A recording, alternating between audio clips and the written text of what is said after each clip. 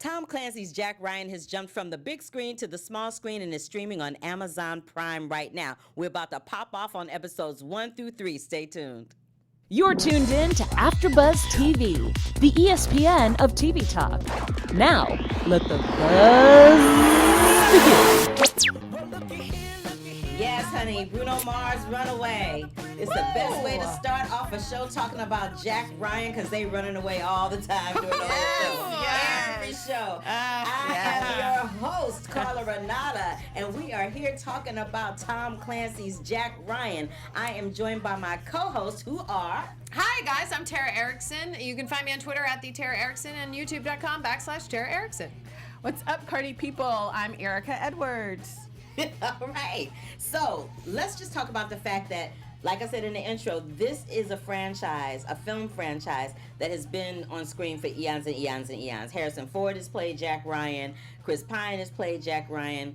Ben Affleck has played Jack Ryan. And that franchise, unlike Mission Impossible and some other action-adventure franchises, never really took off, which is why I'm thinking they brought it to television. Mm-hmm. Yeah. True. So now we have John Krasinski playing Jack Ryan.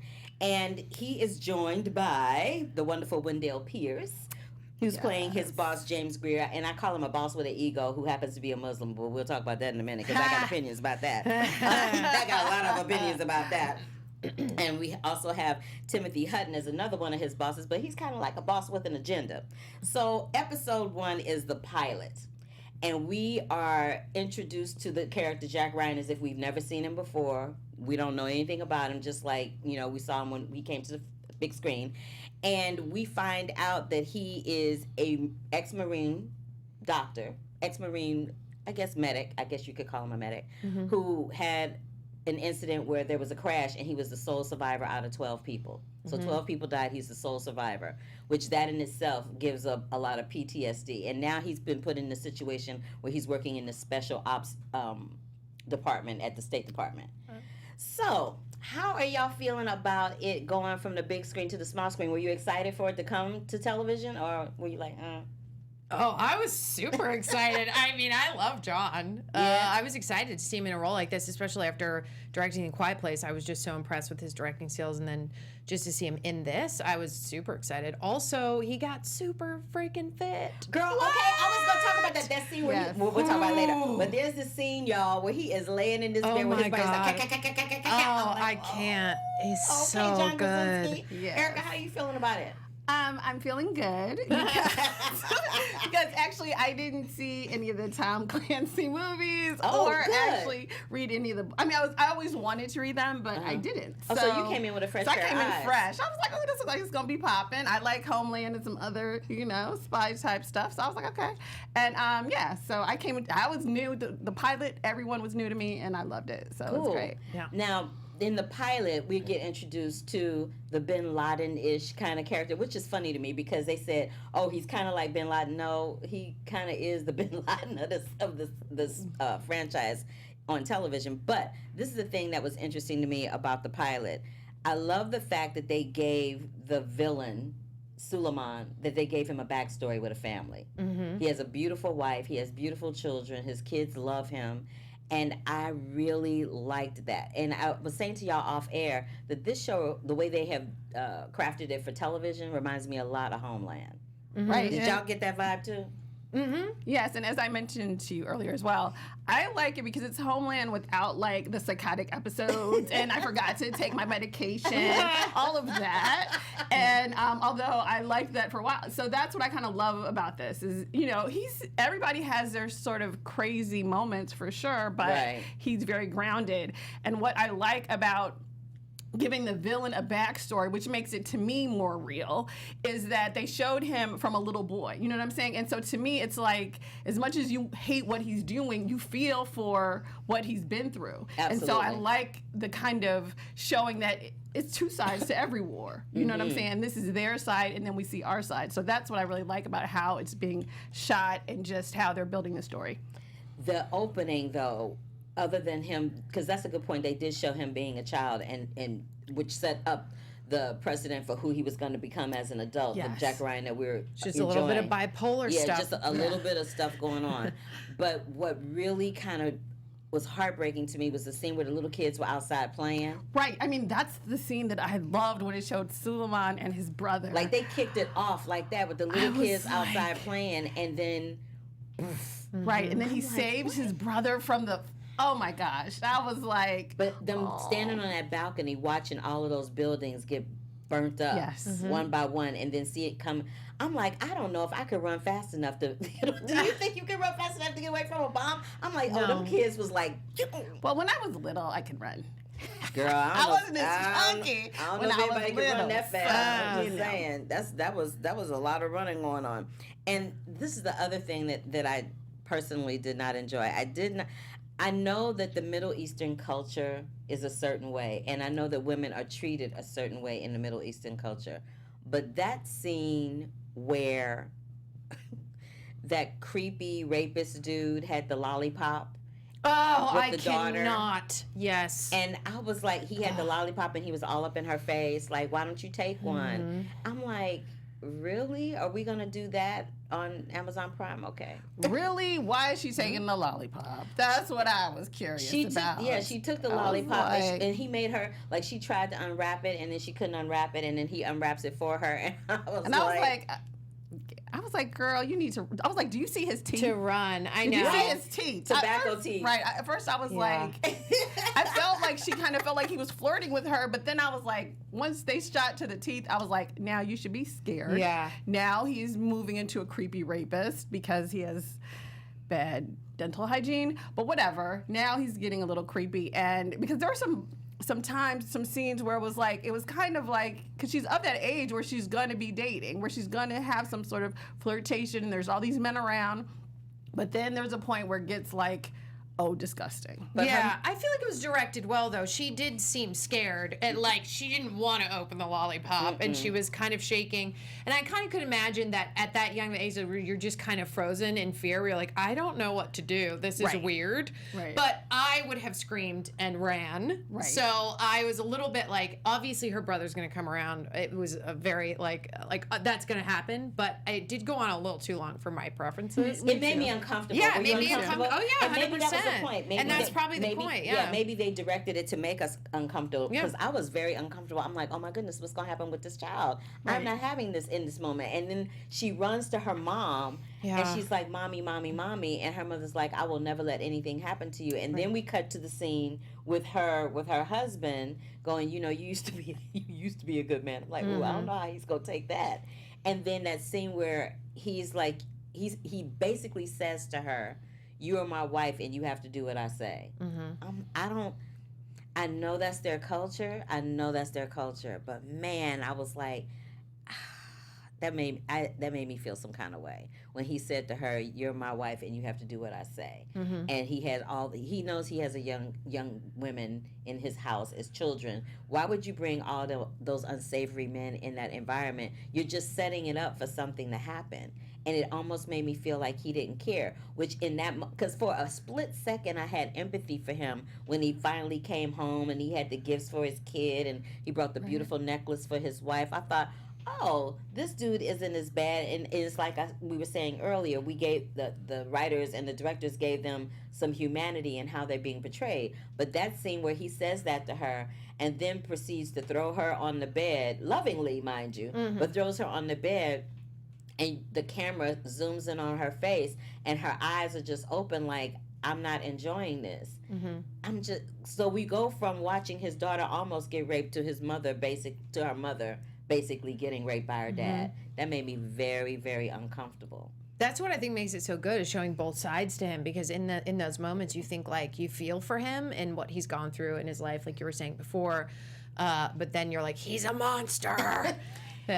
Yeah, I mean, I think the scene between the husband and wife didn't affect me kind of in the same way, because I think, to me, that was just him being like, this is who I am. You know what I'm saying? Like, I appreciate his backstory and his history and all this, but he is a terrorist, and clearly these men are coming here for a purpose, and she can pretend and they can play soccer in the field and, play and stuff. But I think that was her first, like, this is, you on notice. Like, this is what, you know what I'm saying? And so to me, I didn't really so much feel like he was raping her. I felt like she was looking like, this is not the man, this is not what, what I originally signed. Well, she didn't sign up for anything, but what she originally thought she was getting. Right. Because she's like, yeah, I got these gifts and stuff, but she has to have some kind of idea now that if I go against him, what the penalties for her will be.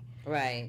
So. That's a good point. I never looked at. I'm really glad that we're having a discussion and the good thing about having a discussion is that everybody's opinions come to the forefront and you get to see things in a different light, because that actually never crossed my mind. I was so uncomfortable watching that. I felt some kind of way. Yeah, I definitely was uncomfortable, but I think, like, had I been like, ugh, he's raping her, I would have like been really whatever. But I think I just took it as he's evolving into this monster. Not monster. Well, I won't say monster, but like is to this basically terrorist leader.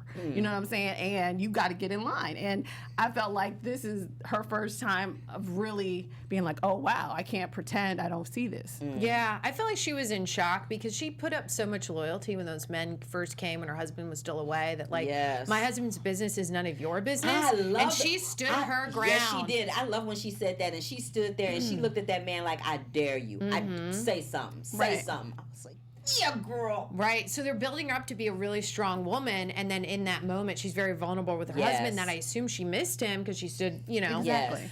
So it's like it's a weird moment where she's just like, well, acquiesce to it, and then I guess decide after.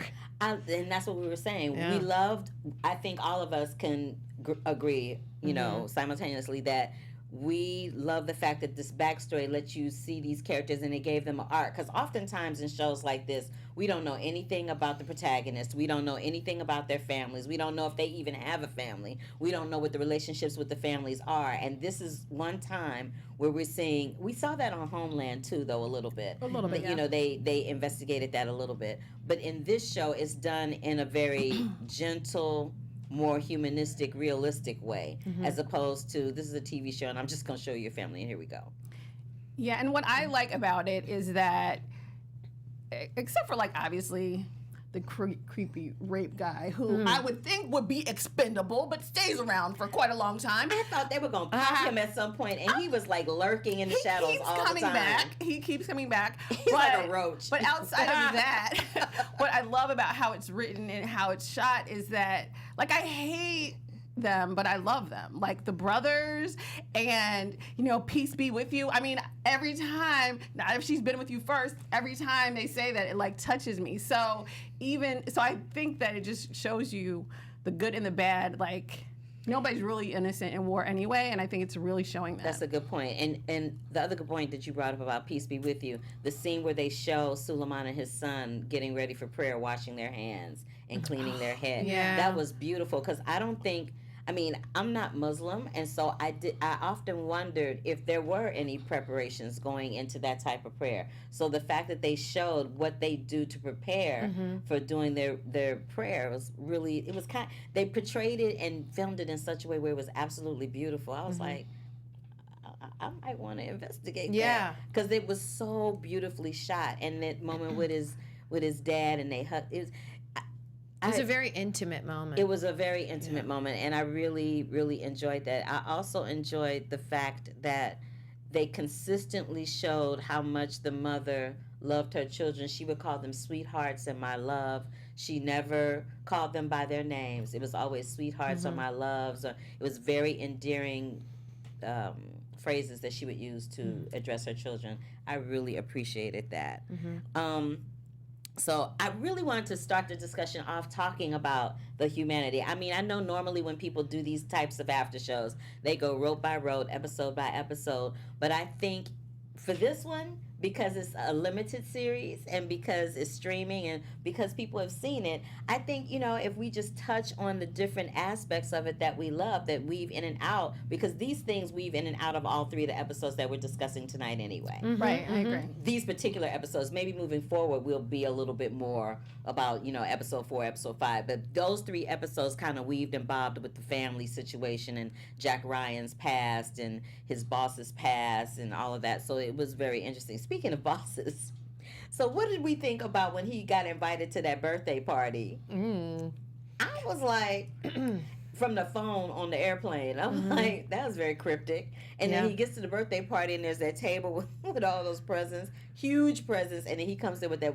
This is the thing that made me laugh. He comes with that one little present, and it's like this big, and it's like Technicolor, like it's the loudest thing on the table. I'm like, you couldn't like find some muted paper for your gift, and then you know what I mean. Funny. And then he says to his boss, "Okay, why do you really want me here?" And then when he does not say, or he does not communicate what this man wants to hear, he kind of, what did he call him? He called him a, did he call him spoiled? I think he called him righteous or Boy Scout. He called him a Boy Scout. Called him a righteous Boy Scout. He said this righteous Boy Scout routine. I said, he's going to come for him later on. That's not going to be cute. Yeah. I feel his pain. I feel like that party set him up to be like, yeah, you're the numbers guy, and you are obviously the top numbers guy, even though you're not dealing with that sort of money anymore.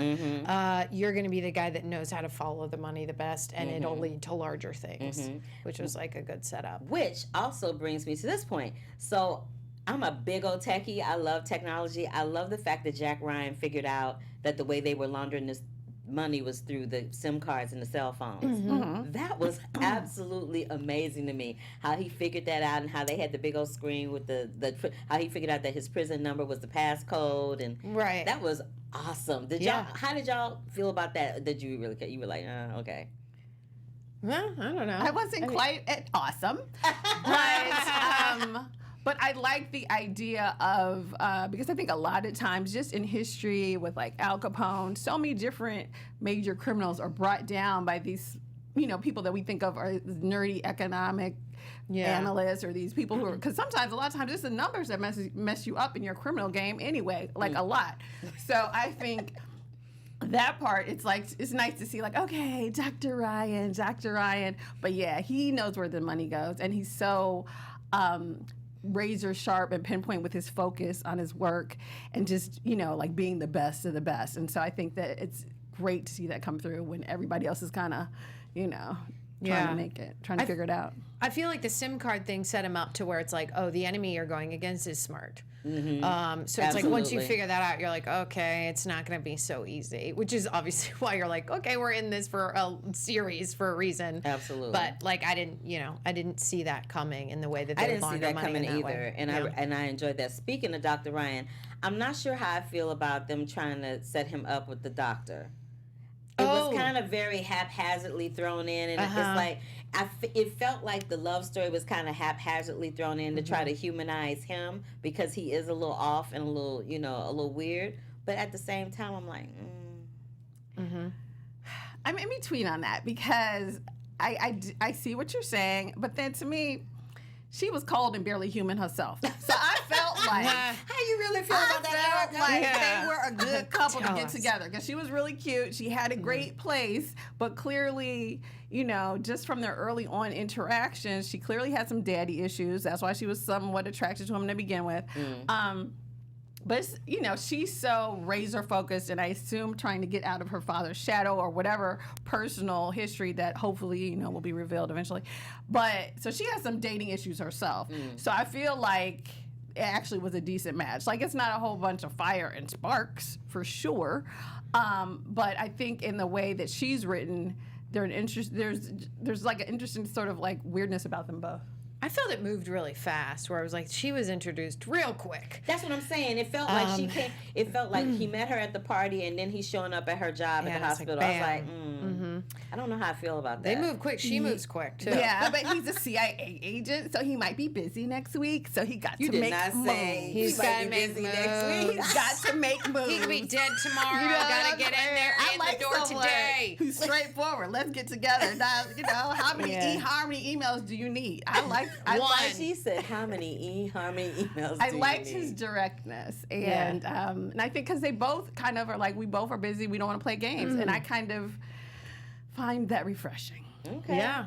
Yeah. But I see what you're saying as far as story building and character building. I get your points. Okay. For sure. I was kind of like, that happened kind of fast. Okay, moving on. Yeah, I wish they would have milked it a little bit more and waited and had a quick interaction at that party, but not like so much flirtation of like when Right. he turns around like and he's being carried into the Right. helicopter. He's See, like, "Do you think right. I can see you? Oh, let's go." And I'm Right. like, "Come on, That's what Amazon." I'm saying. It was like one It's a minute. little corny. Yeah, it's like 1 minute they were flirting at this Yeah. birthday party, and then the next minute here come helicopters. They're dragging him off in the helicopter. Yeah. Okay, now in defense of the writers, I will say that as we've discussed for the first, I don't know how many minutes, we've seen a lot of humanity of the terrorists of Suleiman, but Jack is not really. You know what I'm saying? He's really smart. He's brilliant. He has, this past, but this is their first chance to really, because we don't see his family, we don't see his parents, we don't see anything. He's kind of like just out there alone. So, I agree with you guys. It was kind of quick, but I feel like otherwise we needed that. Like I needed something to kind of be like, okay, well, what you do, Yeah, I agree with that. I your think they just could downtime, have and it's taken a little bit better than random James Bond hookups. So I like this. You say random James That's Bond. funny. That's I mean, so they hard. were kind of a rant. They got in there quick. But They got in that there was fast. that was her. It was like warp speed. That was her. But It that was was her her. Well, why choice. don't you just come in right now? And he was like, I was like, damn. well, all right. But also, I really wanted to see him do the shirt off. Because you just want to see his body.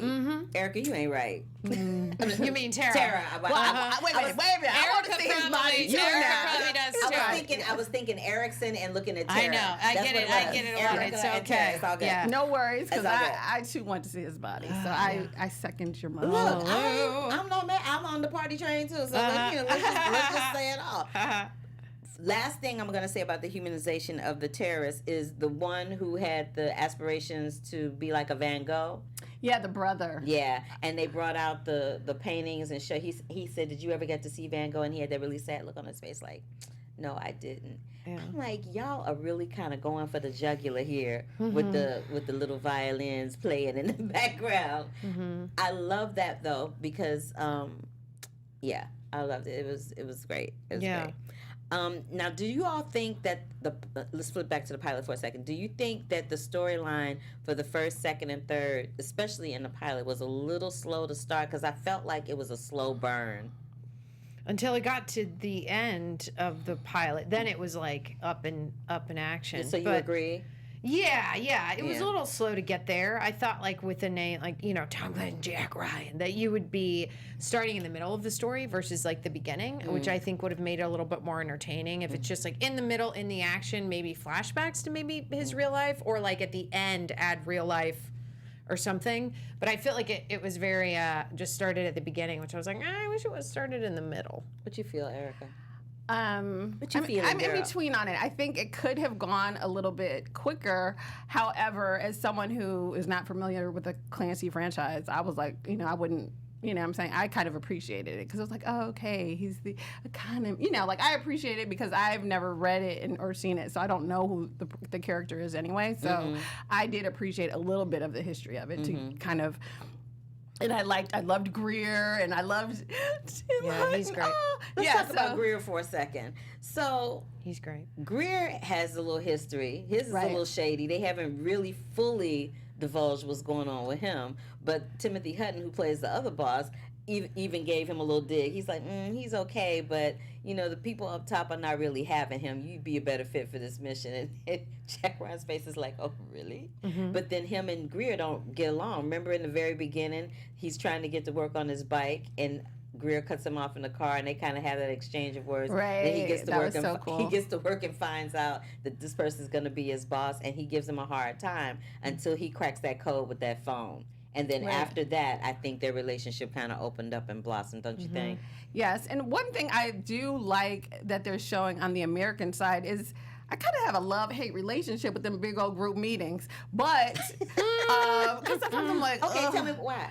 Because because it's so when they show some of those sort of side scenes, it's like, wow, these people are controlling so many destinies and so many lives, and they're still playing these same old office politics. You know what I'm saying? There's so much kind of, the dynamics between Tim Hutton's character and Greer is like kind of interesting. And then it's interesting that Ryan is like, I don't care about the politics. I'm here because I have a heart and I want to stop another 9/11 no matter what. Absolutely. And so that's what's interesting, because it's like that's what's driving him, where it seems like the other people at the table are driven more so by politics.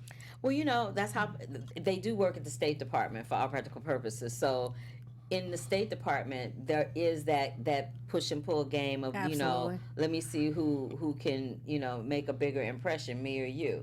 Who's got the more power, me or you. That's how men do in politics. And that's how, not men in particular, but that's just how politics are played in America. Exactly. I don't know how it's done in other countries because I Right. don't live there, but I live here, and I know here in America, it's that game. People like to play that game, and sometimes in the playing of that game, they don't really care who the casualties are in the process.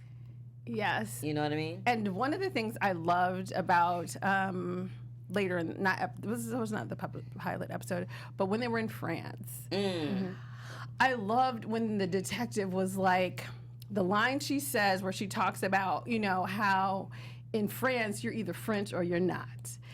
And I peeped that. oh my gosh, The look on their faces one was line like, said so She says, much. are you in or are you out? I was like, Exactly, because it's like if you're a Muslim from another country, or not even just Muslim. I mean, there's so many things that come out about French politics even today, or right now in the real world, and it's so interesting because it's it's a little bit different. It's not that melting pot that America is, and so it was really interesting to see some of the politics, the French politics, and how they treat immigrants, and kind of how that festers within their community. So Yeah. that was very interesting. I've heard that the French aren't too keen on Americans to begin with. I've never been to France. Have y'all? I have not. I've never been there, but I've heard that the French are like, when you go there to visit for a vacation, they would prefer that you at least attempt to speak French. Because if you come out of your mouth with do you speak English, they kind of get a little attitude. So I'm not surprised that they added that in the script of her saying you're either French or you're not, because the French have a very, for lack of a better way to say it, they have a very elitist attitude when it comes to their country and the people that inhabit that that continent. So they're like, Yeah, and it's so interesting to see that once Suleiman and his brother lost their parents, how them being raised in French probably had a very strong impact in who he became as well. And some of the racism and some of the issues that he faced while he was there. Now let's talk about the tail end of those last two episodes where that big explosion happens in the room where the people have the cell phones that are transferring the money, and that young lady, it blows up because the young lady gets shot that has the suicide bomb vest on, and her hand opens, and of course the bomb is detonated. But what was interesting about that, and I was confused about this, I don't know if you were confused about this, but they showed one young lady laying in the rubble and she was dead, but then there was another one on the stretcher. Was the one with the suicide vest the one that was laying in the rubble, or was she the one on the stretcher? Because I thought I only saw one woman in that room, and that was the one that put the suicide vest on. Oh, I don't remember anyone coming off that stretcher, Yeah, honestly. when Jack Ryan was standing in the doorway, Yeah. there was a girl that they had big curly hair and was long, and her face was kind of sooty looking, and she was laying on the stretcher as they took her out, and he looked down at her. And I'm like, but the other girl, I was confused by that. So I'm like, y'all might want to fix that the next time. You have a suicide bomber. I assume that the was suicide confusing. bomber is in little itty bitty pieces over That's there. what I'm thinking. Yes, but I never saw another girl. Not right, stretcher you're ready. right. I Yeah. wouldn't, because I remember it was like somebody's got to wear this, and I thought that was the thing. Like, she's the only girl, and that's why I was like, wow, she the only woman got to wear it. Like, Right, and that's what I'm saying. I didn't like the way that the women were treated. It's Like- like, why the only girl got to wear the vest? But in that point, I felt like, because wearing that vest is a sign of strength or whatever. So I didn't really feel like she was being punked, but I was like, wow, she's the one who's really, She stepped up. willing to step She up. And stepped so up. that was an interesting dynamic. But All right, well, let's swing it all around to the end. So that blows up. The next episode, we're seeing the aftermath of the explosion. Episode 3, we're seeing the aftermath of the explosion. We're trying to figure out what went wrong. And then that's when Greer says to Jack Ryan, because I think one of y'all mentioned this earlier, that if you have a gun, you better use it. Because he had a clear shot at the brother and he didn't take it. Yeah. He did have a clear shot and he chose not to take it. He kind of froze up. But that's that PTSD kicking in that made him, not jump into action as quickly as he should have. And then that's when we show the brother back in the States talking about he wanted to be an artist and be like Van Gogh, blah, blah, blah. But what's interesting to me is while all of that's going on, because this was the one scene that I liked. While all of this was going on with the blowing up of the apartment with the cell phone people, at the same time, Suleiman is saying goodbye to his kid with this rifle on his back and riding off on his bike. And it looks like he's in the middle of a desert, in the middle of nowhere, and then he blows up. So now you're like, oh, he's been blown up on this bike. The guys that were there at the house know he's been blown up on this bike. The women and the children are still there. The mom has gone and got these passports and has hid them in this jar. And oh boy is lurking around the corner trying to see what she's doing. And I'm just like, so now I'm wondering what's going to happen with the mom and the kids. What's going to happen in the aftermath of Suleiman being exterminated? What's going to happen? You're saying, wait, you said Suleiman was on the... Yeah, he was the one that was on that bike. Am I... Okay. He was the one on the bike. Yeah, okay. I think I zoned out, maybe, on that episode. So he was on, he's on the bike. He says goodbye to his kid. He's on the bike. The uncle is left behind, and the uncle kisses him. He goes into the desert in this bike, and it looks like he's about to ride off into the sunset when poof, he's gone. And at the same time, you see the mother getting these passports from her uncle. Yes, from her uncle to try to escape. I remember that. Because and putting him in the bin. Because I think innately she knew that they were going to do something to him because the energy was just too cryptic. It was just too cryptic and salty and just wrong. And she knew something was about to pop off, and she didn't want... Well, at that point, she had seen those guys in the other room building like the bombs, and it was all awkward. And I think she inferred there was going to be some nasty business. So moving into episode 4, what do we think is going to happen? Let's give some predictions of what we think is going to happen with Sula. I think we can do predictions on this. Can we? Yeah, we can. Okay. We can do a little prediction action because there's some people that ain't seen episode 4. I got to predict. Let me predict. All right, well, y'all can get to me last, or I don't know, get to me next. Tara. Oh my gosh, I don't. What do we think? When I say predictions, what do we think is going to happen to the family? Do we think the family's going to make it to America? Do we think they're going to find the brother? Like, what do we think is going to happen? Okay, all right. I take that back. All right, I've come up with a prediction as if I haven't seen it. I absolutely, when I saw that episode and I saw her get those passports, I said, there's no way Suleiman is not going to find out. Absolutely. I was like, I can't believe she thinks she's going to hide, passports in the sugar jar. That's not going to work, and he's going to find them for sure. And I hope he doesn't, that's going to put her life on the line. She, I think he may even try to kill her, and absolutely. But he's done, isn't he? Wasn't he? He's the one that was on the bike. So he's done. By the time she puts those passports in the sugar jar, he's done. True. He's gone. So I'm saying his cronies are the ones that are left. And there was that one that she popped off at the beginning where she said, my husband's business is his own. He's still there. Yeah, well, she's not getting anywhere because when she was putting the passports in the sugar jar, the rapist dude was around the corner trying to figure out what she was doing in the kitchen, and they don't have doors. So, yes, they have curtains. Pretty much everybody knows she has a fake passport now, so I'm pretty sure she's going down. All right. Yeah. All right. And what do we think is going to happen with the brother? Do we think that Jack Ryan and them are going to catch up with him, or what's going to go down with him, we think? I think that's the only way to lead to where him doing all the research with the money, it has to lead to the brother. So I think in the end, it's going to be Jack who saves the day in a sense of course. But how he finds the show him. is called Jack Ryan. Obviously, how he finds him, it'll just be via the money. But I think Jack still has to prove himself, especially with Greer, because Greer's not going to give him a lot of headway to make him the head of this case, even though, He is not going to make his life easy by any stretch of the imagination. No, it's going to be hard. It's he's funny because he gives him a little rope and then he snatches it back. Yeah. Jack is still like a little cubicle kid, and Greer's the office guy who can has all the power. But I think eventually, as we go down the road, Jack will take a lot of that back. And you know what I'd like to see? I'd like to see more storyline focused on the people that were in the office with Jack. Like right now, they're kind of extras. Oh my God, the girl who loves him and brings him coffee and has a crush. The I Asian want to know girl. about her. That's what I'm like, saying. couldn't you have milked that crush Her thing a name little is bit Yang. I longer? think her name is Yang. And the blonde lady, have her come in later. Yeah, I was and the like, girl let's he have a had- struggle between the two ladies. Exactly, and the girl that he had stopped the girl who works for the trust. Yes, had to Yes. stop the I was transfer. like, So she went now- all the way for you. Yeah. You to give her none? Like, what is that about? That's the girl I'm talking about. That's the same girl. The girl Exactly. has a crush. Yeah. Yes, what's that about? She went all the way for you. Yeah. You too Yeah. should have gone all the way, Jack. Yeah, Yes. I want to see some more action happening between the people that are populating his works with. office. I Yeah, think I he agree. had an office romance when he was in Uh-huh. town. well, he might. every We so never often. know. We'll Yes. find out. I think it would have added a little something if they did add in more relationship with him and the people that he works with, so that after he leaves, when he comes back, that they're like, "Whoa, where did you go?"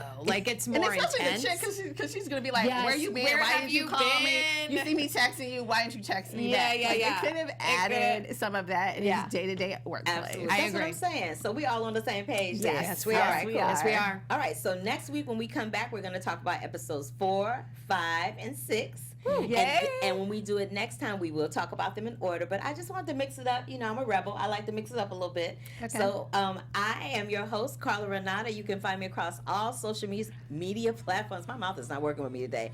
At The Curvy Critic, you can catch me on Sundays at Black Hollywood Live on Black Tomatoes, my film review show. And right after that, at the General Hospital After Show. And where can we find you, Tara? Hey guys, yeah, you can find me on Twitter at the Tara Erickson and just search Tara Erickson. Also, youtube.com/Tara Erickson. What's up, party people? You can follow me on all of my social media at Erica, ERIKA, as in door, Edwards.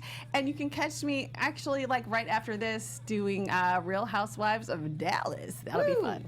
So All you right. guys, go to YouTube. Let us know what you thought in the comment section. We will comment back. Go to iTunes and give us those 555 stars.